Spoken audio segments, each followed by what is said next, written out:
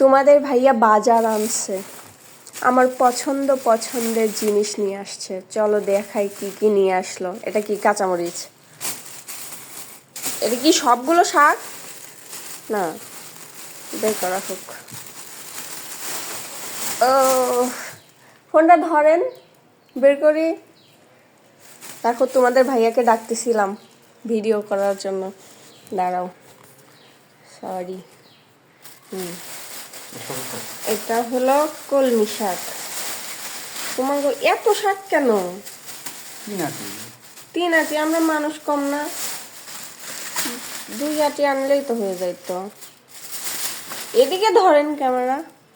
হ্যাঁ, গেল, কারেন্ট চলে গেল। দেখছো ভিডিও করতে করতে কারেন্ট। এখানে পটল আজকে শেষ হয়েছে, আর আবার পটল নিয়ে আসছে। আমার পছন্দের পাট শাক, মাশাআল্লাহ।